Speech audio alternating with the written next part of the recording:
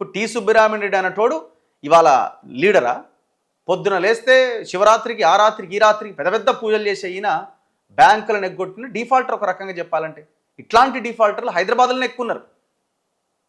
చూడండి ఇవాళ వార్త, హైదరాబాద్కు చెందిన గాయత్రి ప్రాజెక్ట్స్పై దాఖలైన దివాలా పరిష్కార పిటిషన్ కొలిక్కొచ్చింది. వన్ టైం సెటిల్మెంట్ ఓటీఎస్ కింద 2400 కోట్లు చెల్లించి కంపెనీని తిరిగి సొంతం చేసుకునేందుకు సంస్థ ప్రమోటర్లైన మాజీ ఎంపీ, ఈయన కాంగ్రెస్ ఎంపీ, ఈయన చరిత్ర ఏంది? తిక్కవరపు సుబ్బిరామిరెడ్డి. తిక్కవరపు సుబ్బిరామిరెడ్డి ఈయన 1996 అండ్ 98లో 11వ అండ్ 12వ లోక్సభలకు వైజాగ్ నుంచి ఎన్నికయ్యిండు. 2002 సంవత్సరం నుంచి రాజ్యసభ సభ్యునిగా పనిచేసిండు. ఆనాడు కాంగ్రెస్ గవర్నమెంట్లో ఉన్నది.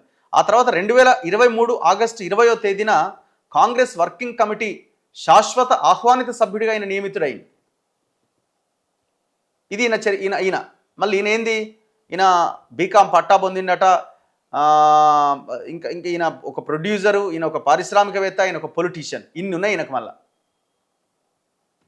చూడండి ఇప్పుడు ఎవరిని అనాలా? ఇప్పుడు ఆ బ్యాంకు లోన్ ఆయన కట్టనప్పుడు యువతలు ఈయన కూడా దివాలా తీయాలి కదా. ఈయన ఆస్తులు మొత్తం జప్తు చేయాలి కదా, రోడ్డు మీద పడిపోవాలి కదా. బ్యాంక్ ఎందుకు రోడ్డు మీద పడాలా? డబ్బులు కట్టనవాడు కదా రోడ్డు మీద పడాల్సింది. మరి ఏ ఆస్తి టి సుబ్బిరామిరెడ్డికి సంబంధించి వాళ్ళ బినామీల పేర్ల మీద ఉన్న ఆస్తులన్నింటినీ స్వాధీనం చేసుకోవాలి కదా బ్యాంకులు.